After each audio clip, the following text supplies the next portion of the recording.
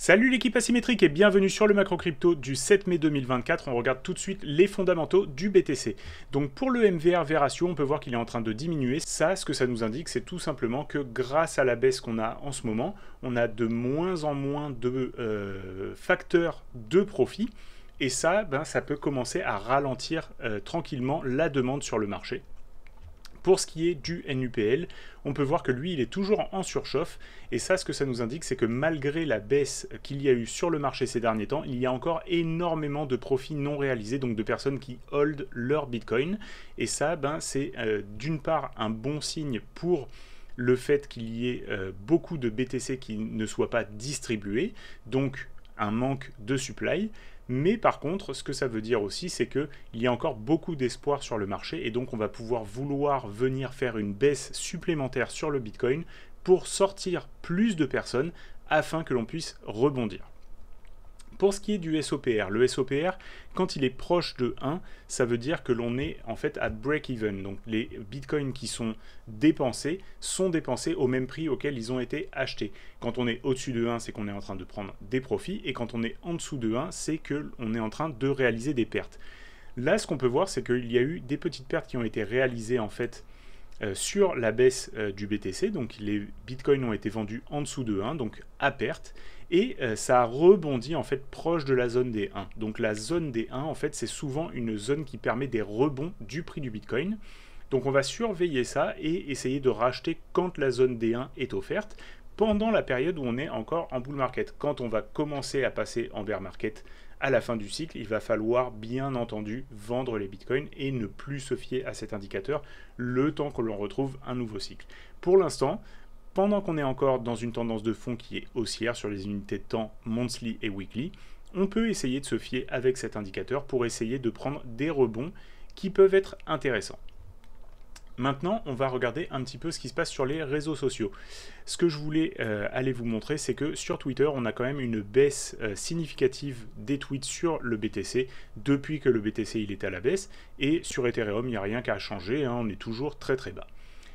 Maintenant, on va regarder un petit peu ce qui se passe sur le web traffic. Donc, pour tout ce qui est à voir avec les filing à la Securities and Exchange Commission pour des ETF en fait qui sont sur les crypto-monnaies. Donc, c'est en relation avec les crypto-monnaies, ça peut être aussi des ETF sur les miners, etc., sur tout l'écosystème blockchain et crypto-monnaies. On peut voir qu'il y a beaucoup de demandes, donc on peut se dire qu'il y a des institutions qui ont envie de rentrer sur le marché des ETF. On a aussi beaucoup de recherches sur Google, mais on voit que c'est en légère décroissance depuis qu'on est en baisse sur le Bitcoin. Pour ce qui est du Bitcoin, on voit qu'on a atteint un pic et qu'on est en train de redescendre sur les recherches Google. Ethereum, ça n'a pas vraiment décollé. Pour ce qui est de Coinbase, ça a un petit peu augmenté, mais pas vraiment décollé non plus. Uniswap revient un petit peu à la mode, donc il faut regarder peut-être du côté d'Uniswap s'il y a quelque chose à faire. Pour ce qui est des NFT de OpenSea, on voit que c'est complètement à plat, donc c'est plus du tout un narratif d'actualité et il peut y avoir peut-être quelques pépites à aller chercher au cas où le narratif revienne en fin de cycle. On voit aussi qu'au niveau du Web3, par contre, là on a une forte augmentation. Et que toute la période en fait 2022 jusqu'à 2024, c'est vraiment une période qui est propice au Web3, donc on peut essayer d'aller rechercher des tokens qui sont dans ce narratif. Pour ce qui est de Solana, on voit que c'est vraiment le grand gagnant en fait des altcoins, donc on pourrait se dire que sur ce cycle, Solana c'est un petit peu comme le nouvel Ethereum qui est celui qui attire en fait toute l'attention, sur lequel les différents écosystèmes se développent, tous les nouveaux meme coins se développent. Donc ça peut être vraiment le coin à regarder, qui va aussi nous donner des signaux avant-coureurs. Donc si on voit que Solana commence vraiment à perdre certains de ses supports, etc., ça pourrait être un signe de baisse sur le marché complet. Et on peut voir que tout ce qui est recherche sur on-chain, ça a vraiment augmenté. Donc là, on a un gain de popularité sur les crypto-monnaies au complet. On regarde rapidement le Fear and Greed Index qui a quand même bien remonté et rebondi sur les 68 alors qu'il était passé en dessous des 50 la semaine où on a eu la baisse, donc la semaine dernière. Pour ce qui est des ETF, on est toujours sur un léger premium sur le IBIT. Et on a aussi des inflows qui sont toujours positifs dans les 2 derniers jours. on peut voir qu'on a eu quand même des inflows qui ont été plutôt significatifs sur les ETF et que tous ont été en vert.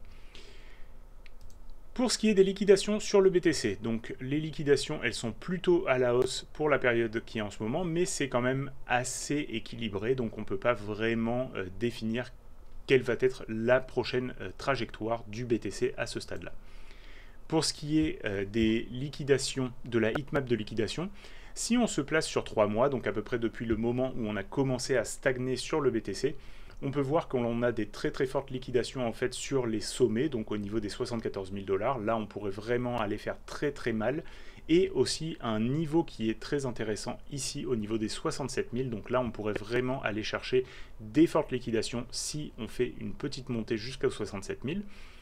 Et en bas, eh bien sûr, on a la grosse zone des 50 000 à aller chercher si jamais le prix décide de continuer à corriger. Pour ce qui est des Google Trends, on peut voir que la tendance est à la baisse. Donc depuis qu'on a eu le nouvel ATH sur le BTC et que le prix a recommencé à baisser, on peut voir que l'intérêt est fortement diminué. Et on va maintenant regarder le graphique du Bitcoin en monthly. Donc on peut voir que ici, le prix au mois d'avril, il a réintégré dans le range précédent. Donc on était bien parti pour dépasser les ATH. On a dépassé les ATH, on a fait un nouvel ATH, mais depuis on est redescendu au niveau de ces mèches. Donc pour l'instant, tant que ça tient au-dessus des mèches, je trouve que c'est plutôt positif. Mais attention, si on revient réintégrer en dessous ici, ça pourrait être un signe qu'on va retourner dans le range, et si on retourne dans le range, la target potentielle, elle est au niveau des 45 000. Donc ça, il faut bien le prendre en considération, que c'est totalement possible d'avoir un retracement du Bitcoin sur ces niveaux. Maintenant, si on passe en weekly, on peut voir qu'en weekly, on a quand même eu un pattern qui était très très moche, de nombreuses semaines qui ont été à la baisse, mais pour l'instant, la zone de prix a été défendue. On peut voir que à chaque fois, les boules ont été capables de repousser les bears. Donc ça, c'est plutôt positif. Ici, on a beaucoup de bears qui ont été coincés dans la mèche ici. Mais on ne veut vraiment pas voir le prix retourner ici à la baisse. Si le prix commence à faire un appel baissier ici et qu'on commence à perdre les 60 000, il va commencer à falloir se poser des questions, parce que ça fait quand même de nombreuses fois qu'on l'a testé, 1 fois, 2 fois, 3 fois, 4 fois, 5 fois. Donc ça risque d'être la fois de trop, et auquel cas on reviendrait potentiellement sur les 52 000 puis sur les 45 000. Donc ça, c'est vraiment des niveaux à prendre en considération. On va regarder un petit peu les niveaux ici. Ici on a la VWAP ancrée qui nous a servi de support une première fois. Donc ça va être un niveau à surveiller. Si ça revient ici, on pourrait réavoir un rebond. Ensuite, on a une deuxième VWAP ancrée à ce niveau-là, au niveau des 48 700, et en plus de ça, on a le niveau de support qui est sur ces sommets ici intermédiaires. Donc ça, ce niveau-là, en plus niveau psychologique sur les 50 000, il y a de très fortes chances que ça fasse un support. Et ensuite, ici, on peut voir qu'on a eu des consolidations de prix et qu'on a eu de nombreuses mèches. Donc au niveau des 40-45 000, on aurait aussi un niveau de support qui est majeur.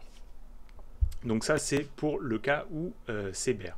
Si jamais on arrive à revenir sur le haut de ce range, je considère que c'est quand même plutôt bull, mais attention, sur le haut de range, il faut toujours être très prudent. On voit que c'est un haut de range qui a été testé plusieurs fois, mais qu'on n'a pas réussi à casser.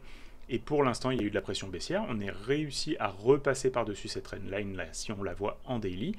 Pour l'instant, on voit que le niveau de milieu de range a fait résistance, donc ça c'est très important de le garder à l'œil. Pour moi, si on repasse par-dessus le niveau de milieu de range, je repasserai bull sur le Bitcoin et j'allégerai ma position potentiellement proche des niveaux de haut de range, en attendant de voir si le prix veut casser à la hausse. Pour l'instant, je préfère rester prudent et voir si le prix arrive à tenir dans ce range. Si on avait une petite handle qui se formait sur ce V-bottom, je trouverais que ce serait plutôt bull, en fait, une consolidation ici en dessous de la résistance. Avant de casser la résistance, ce serait vraiment un pattern que j'aimerais voir pour pouvoir re-rentrer en position sur les 65 000.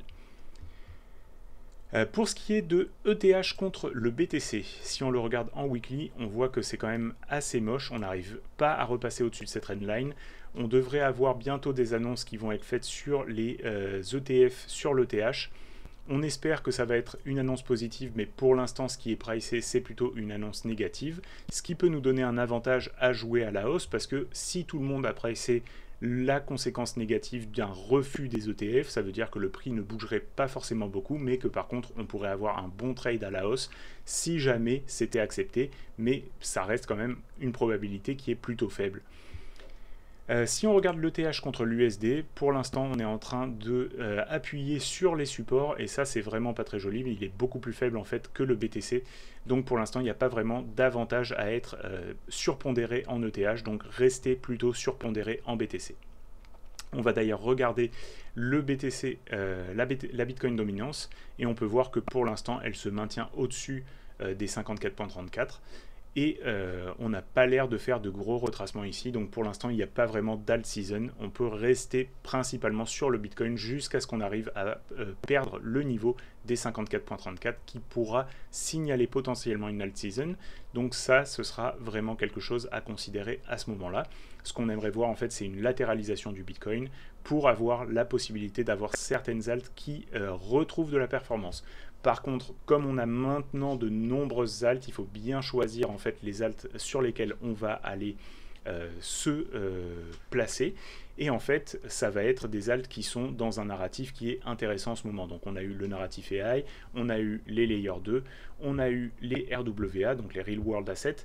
Maintenant, il va falloir voir quels vont être les nouveaux narratifs qui vont revenir sur le devant de la scène. Bien sûr, on a eu les mêmes coins aussi. Donc c'est à vous d'aller choisir quels sont les narratifs qui vous plaisent le plus, de garder à l'œil ces narratifs et de voir quand est-ce qu'ils reprennent. Là par exemple en ce moment on a eu un joli rebond des coins AI, donc ça peut être par exemple un play à faire de surveiller les coins AI et de pouvoir prendre des jolis petits trades dessus. Si on regarde maintenant le total, on peut voir que c'est plus ou moins comme le Bitcoin, donc pour l'instant on n'a pas perdu encore la zone qui est ici, mais on peut voir qu'il y a eu plusieurs mèches, plusieurs tentatives des bears d'aller rechercher en dessous. Pour l'instant les bulls ont réussi à maintenir le prix, mais il faut garder ça à l'œil. Le total 2, c'est plus ou moins la même chose, on est en plein cœur de range et pour l'instant, il n'y a pas vraiment d'avantage ici. Ce qu'on veut voir, c'est en fait une reprise des bulls qui permettrait de repasser par-dessus le milieu de range pour aller viser le haut du range. Et pour le total 3, on est complètement sur le bas de range, donc ça fait du sens si on veut investir ici. Mais par contre, si jamais on perd ce bas de range, alors là, il faudra vraiment rapidement sortir parce qu'on pourrait vraiment prendre une décote assez importante. Pour ce qui est des altcoins à présenter cette semaine, déjà on a CFG contre le BTC, donc lui on peut voir qu'il a formé un très joli bottom ici depuis très longtemps. Moi j'avais pris un joli trade sur CFG à partir à peu près de ce niveau-là. Et je l'avais amené jusque sur les sommets, donc là on peut voir qu'il y a vraiment en fait un range sur ce token qui va à peu près comme ça. Donc on peut facilement le trader, en fait on l'achète sur le bas du range et on le revend sur le haut de range de BTC. Contre l'USD, ben, il est plutôt joli aussi, on voit qu'il est allé recharger sa zone précédente de sommet, pour l'instant ça tient, et on a de nombreuses mèches ici qui nous prouvent qu'il y a quelqu'un qui défend le prix, donc on peut envisager un rebond à ce niveau-là. Pour ce qui est de Atom contre le BTC, Atom contre le BTC, lui, il a vraiment trouvé un lot qui est magistral. Donc là, ça fait très longtemps en fait qu'on n'a pas vu un prix si bas contre le Bitcoin. Et on a un Z-score qui nous affiche qu'il y a eu des écarts types de plus de 2 écarts types. Donc on peut imaginer qu'il y aura un rebond sur Atom contre le BTC. Et si on regarde contre l'USD, il est aussi sur le bas de son range, donc ça peut être une position qui s'entend de prendre. Là, on pourrait le prendre par exemple ici sur le bas de range et essayer de l'amener ici sur le haut de range. Donc si c'est le type de trade qui vous plaît, moi j'aime bien trader les ranges comme ça. C'est un setup qui est assez facile. Donc si ça vous intéresse, ça peut être une position qui a du sens. Ensuite, RNDR contre le BTC, on peut voir qu'il reprend bien l'ascendant, donc là c'est un play AI et on voit que le narratif est en train de reprendre vie. Il y aura bientôt les earnings aussi de Nvidia, donc ça peut aller avec. Il faut regarder si c'est quelque chose qui rentre dans vos plans de faire des plays de momentum comme ça. Ici on peut voir que contre l'USD, on n'a pas vraiment de niveau de support ou de résistance. On voit qu'il y a quelqu'un qui a été assez tenté de le racheter ici dans les mèches. Donc pour l'instant, on peut dire que les boules ont la main dessus. Pour ce qui est de Solana, Solana, ça va être vraiment celui qu'on va vouloir surveiller dans ce cycle. À mon avis, c'est un des leaders du cycle et ça va nous permettre de nous donner des bonnes indications en fait sur la continuation du cycle ou non. Pour l'instant, il a trouvé une zone de support qu'il avait déjà testée auparavant et elle a l'air de tenir. On a l'air de rebondir ici, donc ça peut être totalement pertinent de prendre une position ici pour la ramener sur les sommets par ici. Pour ce qui est de Solana contre USD, c'est plutôt joli aussi. Il est revenu tester le sommet précédent qu'il avait fait ici. On voit que le prix a été défendu, donc pour l'instant, pas de problème. Moi, je suis plutôt partant de dire qu'il a conservé sa tendance haussière et qu'on peut continuer à jouer la tendance haussière sur Solana. Ensuite, on a OP contre le BTC. Lui, c'est pareil, il a trouvé un bad range qui est très intéressant. On pourrait le ramener sur le haut de range. Et si on le regarde contre l'USD, c'est pareil, il est revenu chercher en fait ce sommet précédent. On voit qu'il est même revenu tester le W ici d'impulsion et il est déjà reparti, donc c'est plutôt intéressant. Par contre, on voit qu'il a trouvé résistance au niveau de la pointe ici de résistance précédente, donc il faut faire attention à ça. On pourrait avoir un petit peu de latéralisation ici. Si on voit que ça commence à former des beaux patterns en W pendant la latéralisation, ça pourrait être un bon moment pour investir dedans. Et enfin, on a Cortex. Cortex, lui, c'est un coin que j'aime bien regarder. C'est un play AI aussi. Et il a vraiment une très belle cyclicité contre le BTC, donc il est assez facile à trader en fait, parce qu'on peut voir que dès qu'il arrive dans cette zone, il est racheté, et dès qu'il arrive dans cette zone, il est revendu. Donc pas besoin de viser la lune avec, on veut juste le revendre quand il revient dans le haut de son range. Pour l'instant, il n'a pas l'air d'avoir décidé d'en sortir, et le pattern, il est vraiment valide depuis assez longtemps, donc il est très facile à trader pour cette raison. Et on peut voir que contre l'USD, il a là aussi trouvé une zone de support qui a été testée plusieurs fois auparavant. Donc ça peut être intéressant de le racheter ici et de le ramener sur la zone du haut ici, en corrélation bien sûr avec son range Bitcoin. Voilà, comme d'habitude, j'espère que je vous ai apporté beaucoup de valeur à travers cette vidéo. Laissez un like, mettez un commentaire et partagez la vidéo avec vos amis investisseurs. Et on se retrouve la semaine prochaine pour une prochaine vidéo. Bye!